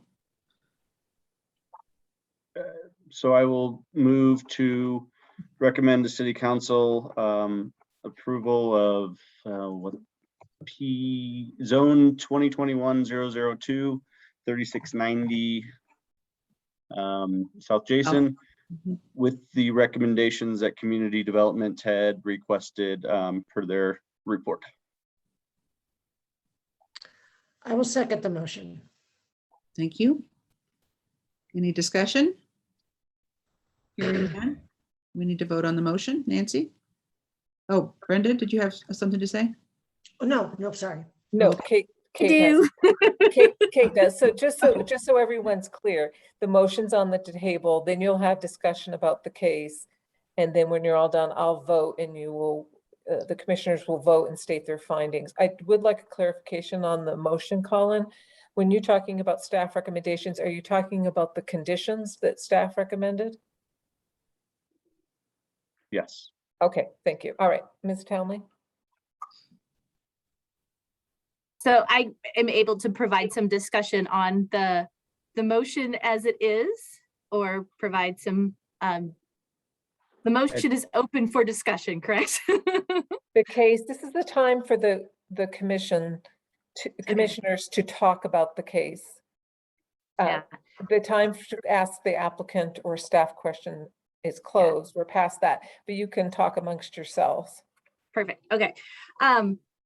I think that, the applicant has brought forward a great project, and I really appreciate the thoughtfulness in terms of affordability and, where the site is located, and having, different opportunities for different types of units and things like that. And I also appreciate the fact that they have quite a few garage parking spaces, which I do think are a coveted thing for many people, especially when you're looking to purchase a new home. And I do appreciate that these are also for sale units and people that will be making a long-term investment into the community. With that, I don't think there's enough landscaping, and I think there's too much parking. So I would like to, talk about seeing how there may be opportunities to, even just small tweaks to see if we can, look for an increase in the percentage of landscape area and just a slight decrease in the parking requirement. Okay, Judy? I too would like to thank you for bringing some actual for sale units into this area and into Englewood in general. I've had the ability and privilege to tour some of your units at 3500 South Corona. Very happy that that type of product is here in Englewood, and I appreciate that these have garages, because in condominium units, even the community parking can be a challenge for people because they don't feel like it's their private space. So having garages, I believe, is an incredible benefit for these units. So I'm very happy to see that as well, and I appreciate that. I guess I'm not as, yes, it would be nice to have more green space, but considering the area that this is located in, it's a miracle that there's any. I mean, I walk up and down there all the time. I would hate to see one for sale unit area finally being developed, being burdened with trying to be the place that brings green space. You know, we have Miller Field not far away, which could be improved tremendously as a community area if we wanted to make a specific requirement of green space for that area, but that's for a different conversation. I personally, the fact that there's guest parking is also huge. Being a real estate broker and have so many units in condominiums, the guest parking and private garages will far outweigh anybody's desire for any green space. That's just the way it is. They don't expect it in a condo. And if you gave them a choice between a park or a garage, I'm going to tell you 90% of them would pick a garage and guest parking, so that they have somewhere for their guests to park when they come and visit them. So that's just my opinion on the green space thing, but I appreciate the quality of the units that you guys build, and that you're willing to have for sale units here in Englewood, because it's a big issue for there not to have been some affordable for sale units here. So thank you. Colin? Echoing what everyone's saying here, appreciate the presentation again. I would lean towards just a slight amount more green space to lose 1 or 2 parking spots. Again, maybe it's just a review of what those options are and what the potential is and whether that can be reconfigured in some way, shape or form too, because while we don't need to solve the world's problems with this, if we are looking at this as a residential multifamily unit that would typically have a certain amount of green space coverage, and so I'd like to see it be a little closer to that value than as far away as we are right now, which is half of what it would be in the normal requirement. So I would amend my own motion to include that also, but we can discuss it. Are you making a motion to amend, Colin? Not, yeah, I think we probably would finish the discussion. So Brenda? Right, so I live in this area. I'm just a few blocks. I'm north of Kenyon. And I want to say that I'm really pleased with seeing the developments that we're seeing happening north of Kenyon in this specific, very industrial zone that has seen a lot of vacancies. And I think this is going to be a nice addition. As far as the parking versus a park, all I hear from citizens when I talk to them, and I do talk to a lot of citizens. I go to water aerobics twice a week and at the rec center, and I'm in a book club, and I'm a part of some other committees. And most of the residents are complaining about the lack of parking, unfortunately. I love to see more trees. I think that that's very big and important part of what we have to do in going forward. But, and I think that it's encouraging that this unit is going to be near the light rail, which is an incentive for a lot of residents to not have to buy a car, own a car, or have that second vehicle. So I think when I look at this plan, it's about right. It's 1 vehicle per family and with some guest parking, and then a few extra spaces if somebody has 2 vehicles. Because so many people are complaining about the lack of parking at Oxford Street Station, I really think that we need to keep a careful balance, and that this doesn't strike me as off. Anyway, that's all I have to say. Thank you. Anyone else? Kate? This is where don't have all my notes to look back on, but I think you can also achieve some of the landscaping requirements just through permeable paving and things like that. And so that may be one thing to also consider, that it doesn't necessarily have to take away from other aspects, but I believe if it's permeable, then it can also still be considered part of the landscaping. Now, I know I can't ask staff right now if that's the case or not, so I'll have to look it up. Carl? I think the bill they're doing and it's good quality. I think the pricing is good. It's you can't find anything for $350 anymore. The issue I have with the whole thing is that across the street you got, what was it, 240 units, or I can't remember, but you got a lot of units going in across the street, and that's going to increase the traffic quite a bit.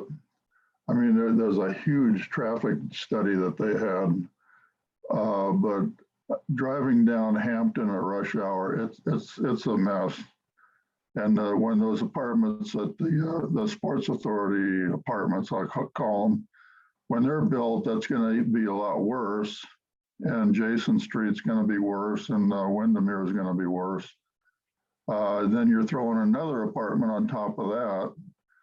But it's not that big, so it's probably going to be okay. And if it's going to be elderly people, they won't be driving a lot anyway. But as far as the green space there, they did what they could. They put a small little park on the corner there. They made it accessible to the neighbors. It's not very much, but it's what they had to work with. I mean, they didn't have a whole block to work with. They got a half a block there, and they did what they could. So I think it's will probably work out, but I think there is a limit on the number of apartments that Englewood can handle, and I know a lot of people don't think that, and the city staff is pushing on getting more and more and more, but I don't really believe that to be a necessary thing for Englewood. But the quality of these apartments is good enough that they would be good addition to Englewood. Okay, Kate Fuller. Hi, I just had a few notes written down, a lot echo what people have already said. I did see, I think Brenda, I saw you commenting on Nextdoor, but I saw some activity there and I was a little surprised nobody showed up to talk about the project. But I guess that's good news because it seemed like people were aware that it was happening tonight. I also live near Brenda, so I live west of Broadway and north of Kenyon. It's exciting to see a project that could energize this area. We have some retail pockets over here that aren't filled and some employment areas that aren't filled. And I think that a project like this and more like it will attract more activity to this area that it seems like there used to be a lot more going on. Another thing that I wrote down was that it answers that need we have for middle housing. Like I think Carl said, you can't find anything for $350 these days. So I think for like a lot of different age groups, this will be a very attractive development. Another thing I wrote down was that I appreciated the thoughtful project that you put together with all the community insight and really how you have evidenced projects in the area and you're familiar with Englewood. I also like how you're focused on like employment centers like the medical district in downtown and really thinking about how these people will get to work and who they are, starting to tell that story about this neighborhood and how it could kind of change a little bit. I also wrote down that I like how this supports our MOVE vision for emphasis on connectivity for bikes and light rail access. And I think that these types of things will attract the type of resident who prioritizes those things. And so that kind of leads to my thoughts on the parking. I think you might have hit it right on the dot with how much parking is needed. I do love green space, but I am a little scared to lower the parking because I currently live in a townhome where it's 10 units and we each have a 1-car garage. And as the years have gone by, we are like I'm in the same neighborhood. We're right near businesses and businesses start parking in front of our houses and it does get a little bit crazy. So I do think that, we're probably parked appropriately at this project. One thing to note about our dream for this area is that our sidewalks over here are a little bit broken and bad and very narrow. So if we're counting on a lot of pedestrians, we might as a city, and probably not for obviously your burden, consider how to make the streets and sidewalks more friendly for pedestrians and bicycles. And then I'm getting close to being done with my list. I realize it's kind of long. And then I haven't really witnessed it because I do live on the Kenyon side and I hit Windermere to get to Oxford, but I've heard Oxford's really bad.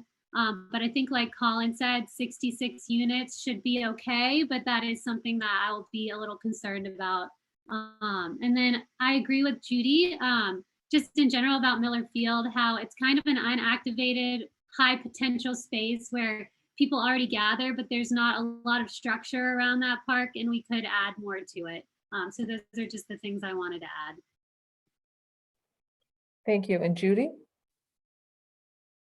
I just wanted to make a comment about traffic in that area specifically, especially for those of you who may not have lived here. But when Sports Authority was fully employed, the traffic there was way worse than either of these developments will cause, especially at the peak times of to work and home from work. And as I said, I travel Jason all the time. That's how I get down to the city center when I go to the library or wherever I'm going down there.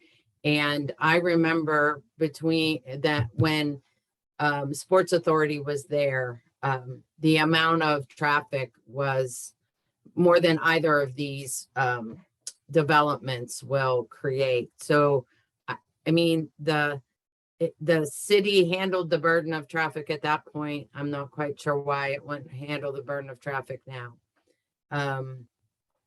But as I said before, for me, it's pedestrian safety. More people are walking down and across there. And I know nobody can fix crossing Hampton at this point until we get the bike path over there. But I just don't think the traffic burden is going to be an issue on this site. Kate Fuller? One thing to add with Judy, it kind of reminded me in the presentation when y'all were showing the walking distance from this area to the hospital. And whenever I'm driving to work, because I work in DTC, I always see the people on Hamden, and I don't know, I just feel like they're unsafe there. Like the cars go really fast. I don't know if there's anything the city could do in general just to make Inglewood more walkable to Inglewood's own places. But that would be, I saw that on the map and thought, ooh, it seems like a game of Frogger maybe, but I don't know if I would want to walk there from there. Okay. Chair, I Okay. don't see any other hands. Are you ready for a vote? Yes, can you, Nancy, rephrase the motion that's on the table now? The motion was to recommend case ZON 2021-002 to City Council with the staff recommended conditions. Okay. Anybody want to make any changes to that? Or do we need to hear it again or?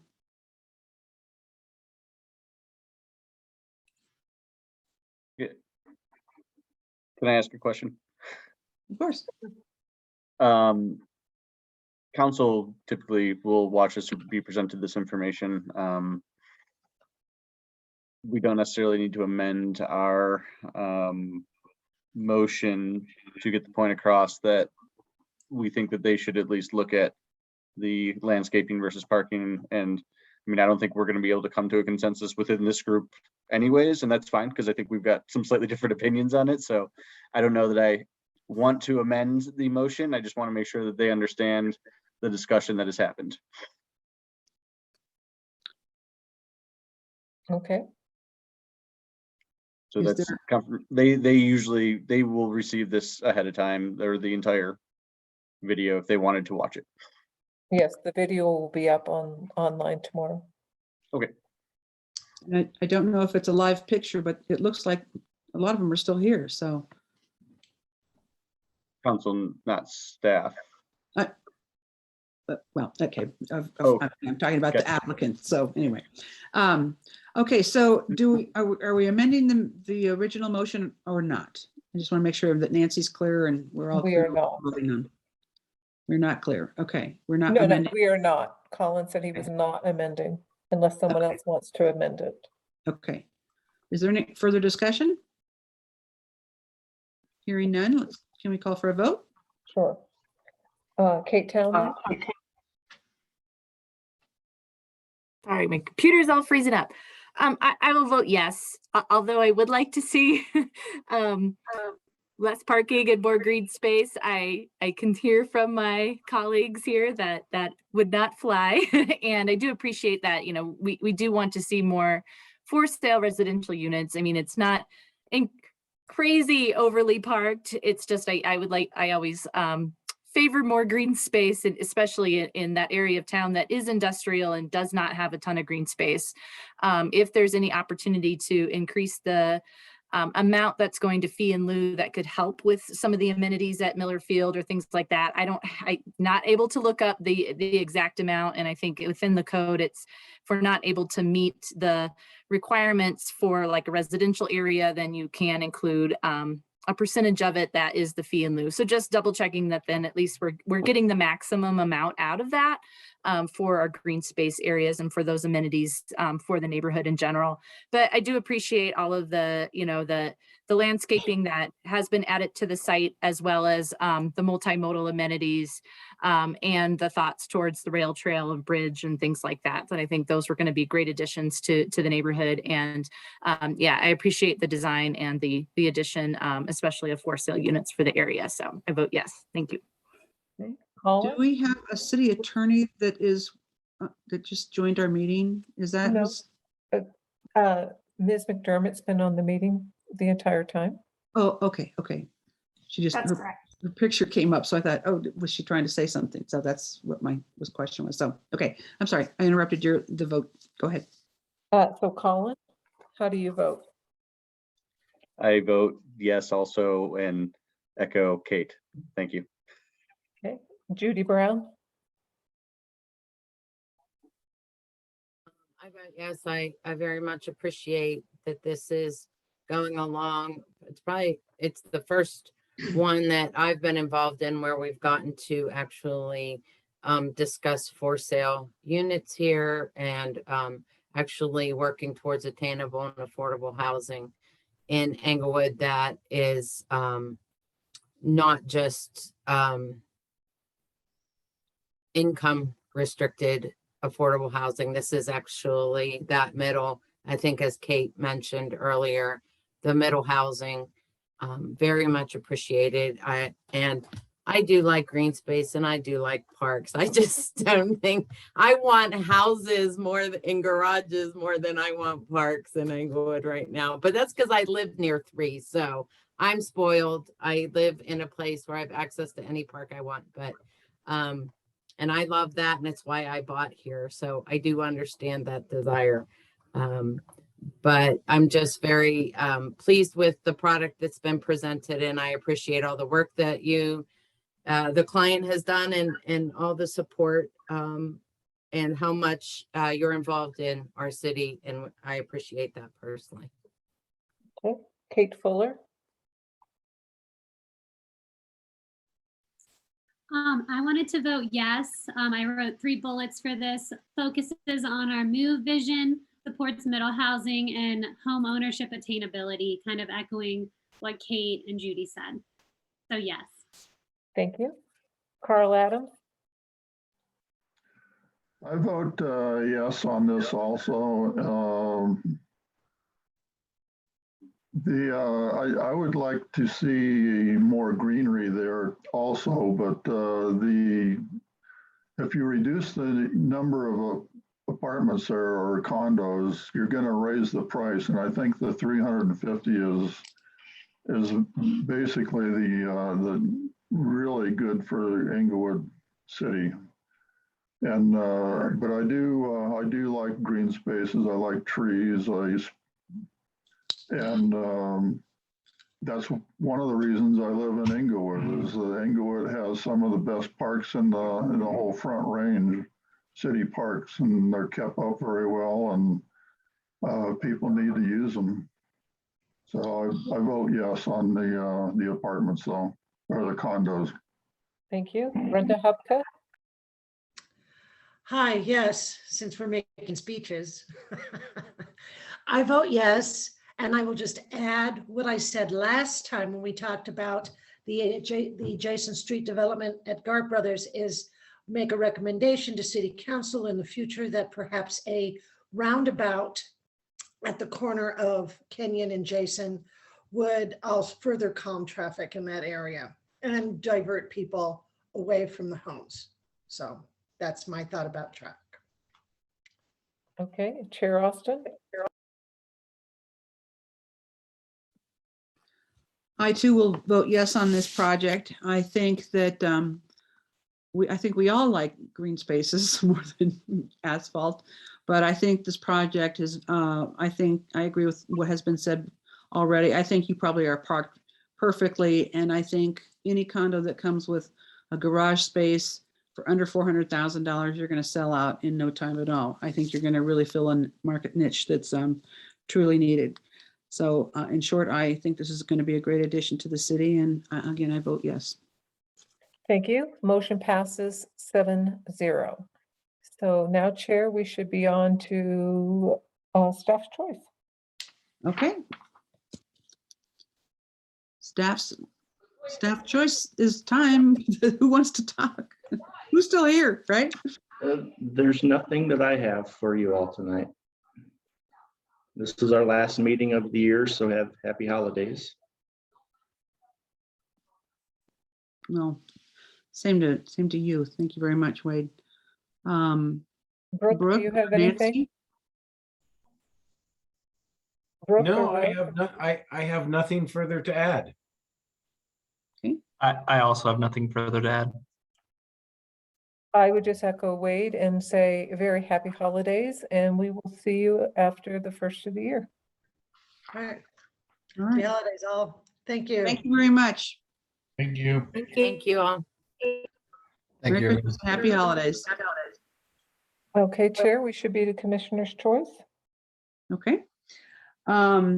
Anybody have, well, I'll just go around where I see it. I'll call on Kate first. Nothing for me. Okay. Colin? I almost exited the meeting there. I got a little confused. I did too.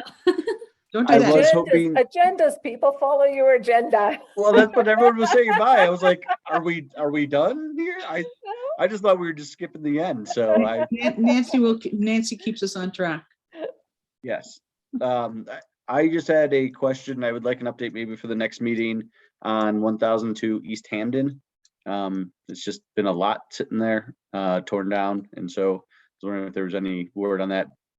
Brooke, I think I'd asked you about that at one point in time. I don't think there was any movement, but if we can just get an update on what's going on there, if we're going to be seeing something coming down, that would be super. Other than that, I don't have anything except I hope you all have a wonderful holidays as well, and hopefully get to spend some time with family and friends. Okay. Judy? Have anything? Well, I lied. There is a chamber event this Thursday, or no, the 16th at the Whiskey Biscuit. If y'all want to come and have a little celebration, it's from 5 to 7, I think. They are looking for RSVPs. If you want the info, I believe it's on the chamber website, or you can email me and I'll hook you up. But you know, there's so few in-person stuff these days that I'm taking advantage of whatever I can. But the 16th at the Whiskey Biscuit, I think 5 to 7. So that's my chamber notice for this month. Thank you for that. Kate? Other Kate. Nothing to add. Townley, sorry.